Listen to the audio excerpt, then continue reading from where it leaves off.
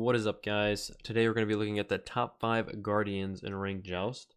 Now this list is going to be very debatable versus the other lists that I did so far, the Hunter and Mage one. I feel like with the Guardians, a lot of the Guardians are solid, and it's really based on how comfortable a person is on the character and how good they can play them. Because almost all these Guardians are viable, almost, not all of them exactly, but we'll talk about like the special mentions at the end. But I'll get right into the top 5 right now.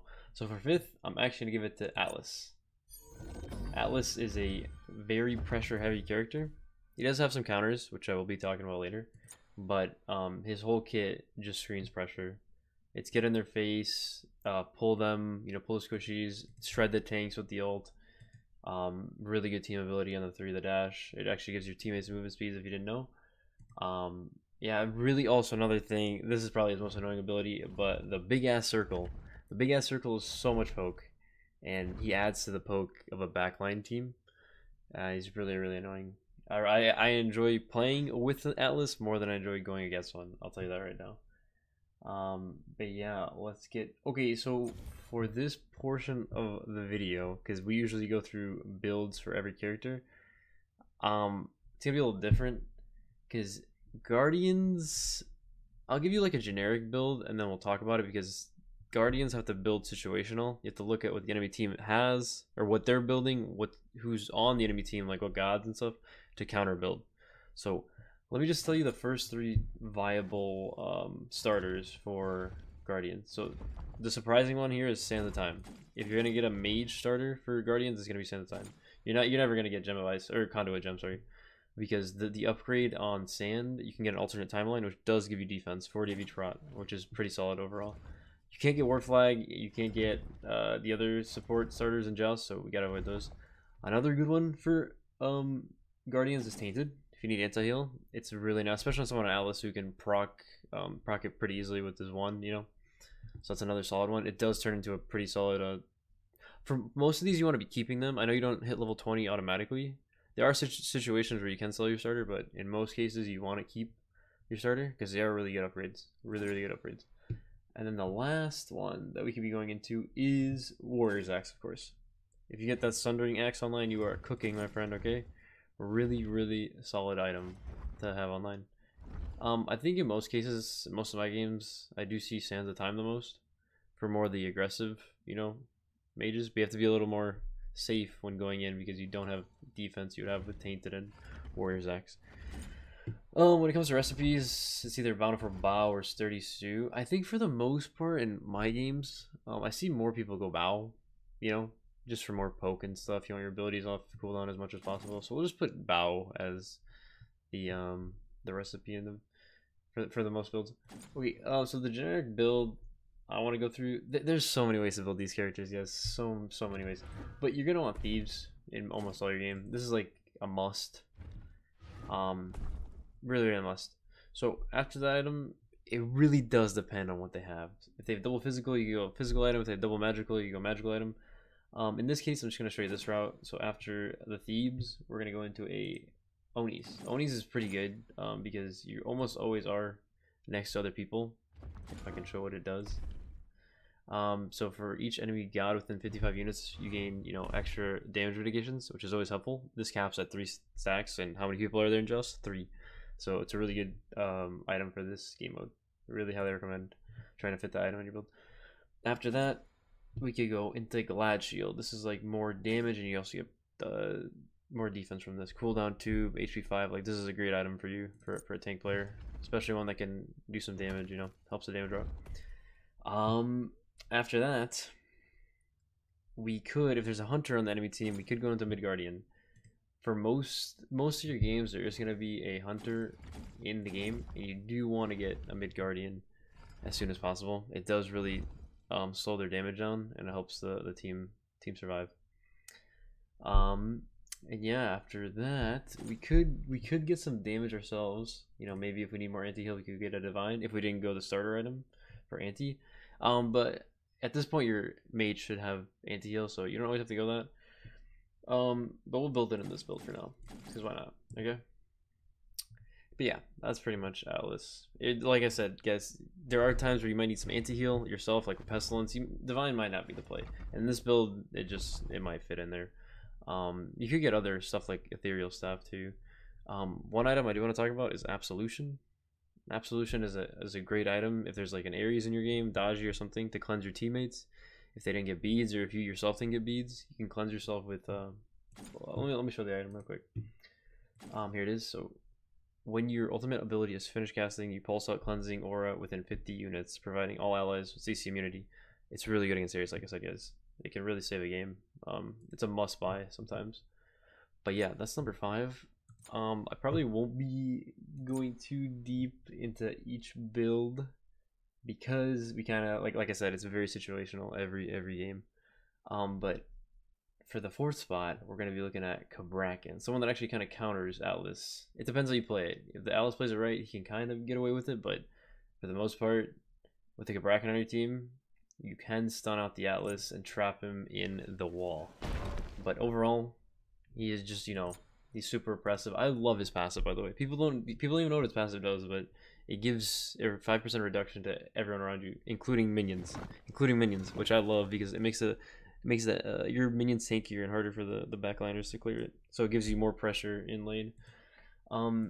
Realistically, guys, by the way, you want to be, if you can, you want to be 2ing the enemy and then 1ing, because there's no DR on the 1.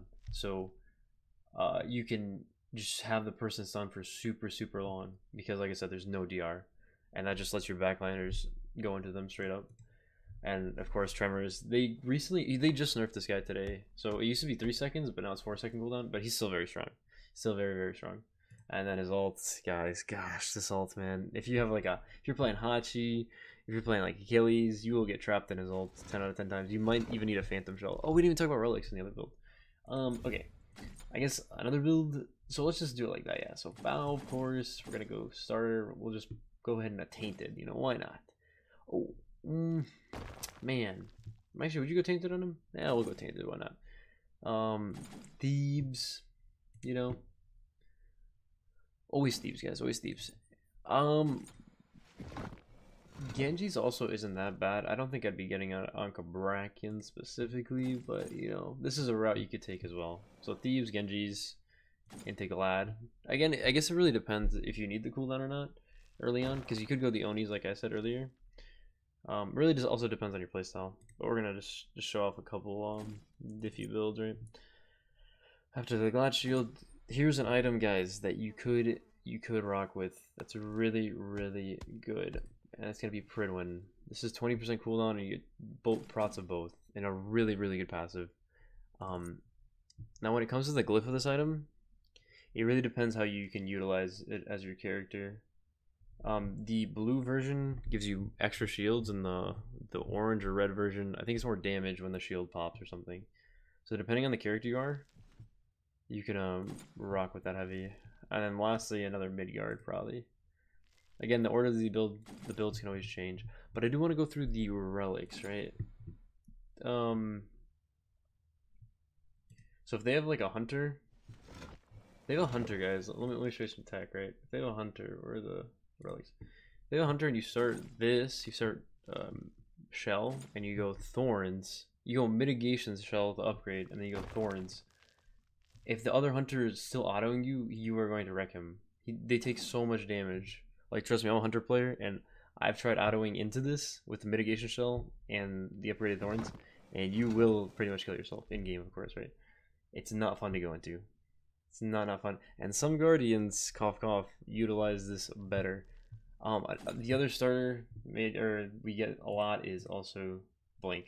Fire Blink with Thorns is also a good combo. Mitigations Shell with Thorns is also good. Usually do want Thorns as your second relic, It just does provide so much against a hunter if the enemy team does have a hunter, which they usually should. And yeah. Anyway, again, these builds aren't specifically for the characters I'm showing. They're just generic builds, you know what I mean? I don't know, yeah, like I said, yeah, they're just situational, guys. I wish I could tell you every game what to build. I would definitely say Thebes. You could double stack too if you're solo tanking. The Thebes Cloak. You probably would buy your Cloak first because it's harder to stack than Thebes. But yeah. Okay, so like I said, the top three I think are solid and should be top three. Again, people I could see arguments for Atlas and Bracken because well, we'll talk, like I said, we'll talk about the other guys at the end. So I'm gonna give number 3 to Bacchus. Bacchus, guys. The passive makes it more tankier and more damage. Look at that, it gained 30 magical power, which you're gonna have at the beginning of the game. You don't even have to put a point into your one to start drinking, which some people don't know. You do want to put a point into it at least a level 4, right? You don't want to ignore that because you do get prots from it. It's really good. So I'll start off the game 2 points into 3, 1 point into 2 if they don't have a Ganesh. If they have someone that can cancel the burp, you kind of have to max your 2 or 1. Don't sleep on the 1, guys. If you're solo tanking and you max the 1, you do get a little bit of extra prots, and it could be the difference. Like I said, if they're able to cancel your 3, but for the most part, you're upgrading your 3 first. And guys, this right here, intoxication debuff for 6 seconds, is a game changer. You do, for the most part, want blink on Bacchus. If you start a fight off by blinking and you know, ulting the enemy, it causes havoc. Like, it's really annoying. Really annoying. Oh yeah, another thing, you do want Horn Shard on pretty much almost, I forgot to go through that. Pretty much want Horn Shard on all your Guardians. You could go with the other one, that white one that takes their defense away. It's not bad either. But yeah, for the most part, you want Horn. For this build, let me it's fine. I don't know. Like I said, there's not much to go through. I think on Bacchus, for most of the times, I would go Sands of Time into a Thieves. Get that aggressive start that we love. Where's the Thieves? Physical? Yeah, right here. There's both. It's not just physical. And then yeah, after that, guys, it's really just what's based off of the matchup. But for almost every game, I would go Blink, Fire Blink, and then the upgraded Thorns. The one that reduces the cooldown every time you get hit. That's the Thorns of Sapping Strength. Yeah, this one's definitely better because you get autoed a lot, and it just comes back on cooldown and cooldown. There are times you can also build this item if you're not going Pridwin, and you can fit a where is it? I think it's an attack speed. If you can, oh, it's not attack speed, it's a relic dagger. If you can get this item online and spam your blink and your fire blink and thorns, and also have the upgrade that reduces the enemy's attack speed, you can really cook with this build too. But yeah, he's good with Absolution. Another thing I want to point out, he's a god that can really make Absolution work because it procs immediately. Some gods don't use Absolution great. For example, Fafnir, not the greatest with Absolution. We found that out yesterday, I'm pretty sure. Not the best, I would not recommend. But on someone like Bacchus, where it instantly goes on cooldown, you get the effect immediately, and you can really save your whole team from like an Ares ult, like we said earlier. But yeah, he can also, this guy right here can solo backliners. The CC is ridiculous. That knockup lasts for so long. I think you're in there for like 1.5 seconds or 2. It is actually insane. So much CC coming out of Bacchus. Really good character. And now these two are a little bit interchangeable. I'll give you my opinion on them. So number 2 is gonna go to Kuzenbo. He did get a outside of conk nerf or something, I'm pretty sure, and I don't know if that's what makes me feel. I haven't like I'm an ADC player and I haven't been too scared of a Kuzenbo. I mean, he's crazy good, right? Especially into the hunter meta, where you usually do have a hunter in your team. Now, if this is a character, you're always getting Blink Thorns, okay? You solo backliners. You definitely solo backliners. You don't want to get a shell, okay? Kuzenbo does not peel. He's not a peeling god. You're going for the backliners, and you're on their neck. You're on their throat. You're on their ass, okay? Amazing ult. It's just so much damage. And oh yeah, also the passive is really nice. You're a lot tankier than usual. But yeah, I mean, we could go, like I said, we can go against, I think the main things for just to look at these characters, right, are just the relics, right? You have to get these two. It makes you so oppressive. Blink first, and then you get the Thorns second, because Thorns first is never good. You're not doing that much damage to anybody with Thorns, really. But yeah, I'd probably still go, I think Sands of Time is my favorite relic to go in guards. You're still gonna be going that Thieves. Definitely fitting a Glide Shield somewhere. I might even say Genji's might be better on him, just because you're gonna be trying to solo people. But I mean, Oni and Genji's is very up to you, depending on your playstyle. After Genji's, yeah, just the Glad Shield. Bop. And like you said, if you are going for those auto attackers, you do want the. Oh yeah, wait. We actually we should be going Pridwin somewhere, maybe 4th or 3rd. It really depends. If I think if we could actually go Pridwin here. I think we go Pridwin here. Yeah, because you want to get this online as soon as possible, so you're spammy with the ults. Because right here you have 30% cooldown, right, with these 2 items, and then if you get the Glad Shield, which you probably usually would, that's 40%. You get a power pot, you're overcapping, but it doesn't matter. It's not that big of a deal. And then probably just a mid guard here. Probably just a mid guard. But you could get damage if you don't need it. If they don't have a hunter, you don't need to get mid guard, of course, you know, obviously. Or thorns, but usually there will be. What were we doing? Mid guard? Okay. Okay. You can't get imps in this game mode, by the way. And that's your build. Of course, you're gonna upgrade it to an alternate timeline on all the guardians. And yeah, no, he's still very annoying. I just think the #1 spot, in my opinion, belongs to this dude, man. The new god. He's so annoying, especially as an ADC player. If you're auto attacking as an ADC, it just makes him hitting his abilities so much easier because you're stationary pretty much, and he has like what's this? Is this? Yeah, this is a circle debuff. He slows your attack speed. He's like slows you down. He's a root. Amazing ult, global ult, by the way. Also very well. He's paired well with Medusa and other people. Like he has a fear. You can Medusa ult into the fear, and the enemy is just bop stunned. You know, so he's really good. I heard his passive's kind of hard to stack, or it's annoying to stack or something, but I don't think it matters too much. That is a lot of health, 350.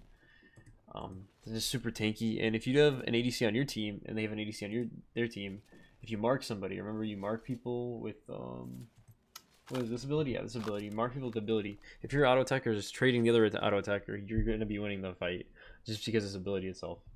It's very strong and very annoying. Well, yeah, like I said, I don't think there's a point to go into the builds. I pretty much showed you guys all the builds. But actually, I didn't talk about one item. See, before there were starters, there was this one build in specific where you'd start tier 1 this, right, and then finish it. You'd have a thieves in there, and blah blah blah blah. You get relic dagger, and then you'd be spamming the cooldown blink. The fire blink, sorry, and the cooldown thorns, and it was just super annoying because the other enemies would run out of relics and whatnot. But yeah, just pretty much just look at the other builds, and like I said, you have to read the game. It's very different every game. I guess I could put examples. Oh, maybe I should have done that. If you guys have questions in the tuber comments, just ask me, and then I could give you a specific build in a specific situation. That sounds good. We'll do that. Yeah. If anyone has questions. But yeah, that's my top 5. There is just so many to talk about, dude. Like we can talk about any of these. Like Ares, super strong, super strong. Like very situational god. Sometimes we even ban him in the top 3, believe it or not, if we're planning on playing a comp. So yeah, Ares really strong. Arnia we can pass over. Athena got a buff 2. I think she's strong with like the Medusa, combo. Anyone like raw Medusa, you can just like easy kills. Oh, we found out she's pretty good at Chernobog too. You can ult in Chernobog, and she can ult on you as you're going in, and it's super unexpected. You should try out that combo. Cerberus, if you need anti-heal, right? I don't see much Cthulhu. Fafnir, guys. Fafnir, do not sleep on Fafnir. This guy can solo backliners like it's nothing. I have a friend that loves him. If you see a Fafnir in your game, please pick Discordia. Discordia, if you see him ult him with the apple. He's crippled for a little bit, so he can't do what he wants. Ganesh counter picks a lot of characters. Okay, guys. If you see a Bacchus, picking Ganesh is a pretty good idea. Silencing the burp is super big. That makes him not be able to max it, which is very important. Geb's alright. Not the best. Never play Capri, don't play Orm. Kumba is funny. Mimi, don't play Maui. Sobek, of course. Like, how can you not mention Sobek in a top 5 Guardian list, man? How can you not mention this god? He's so strong. And Terra is so, like, this is the hardest list, guys. Very up to debate. And I can definitely see people arguing in the chat, comments about this. I think I go against Terra's a lot, and they are so much of a problem. She helps clearing the wave so much early on. Her heal is so good late game. Her ult is amazing. Like, God, they just not putting her in the list is criminal. Maybe put her put Alice down over her. I don't know. I just know the top 3 are right, guys. That's all I'm gonna say. Xing Chan, also another really good Guardian. Very, very sneaky. You can avoid damage. God, okay. I'm gonna put Terra 6/5 because just looking at her makes you think she's strong. And Sobek too, man. If you have double backline, he's so good with that. But yeah, guys, that'll be it.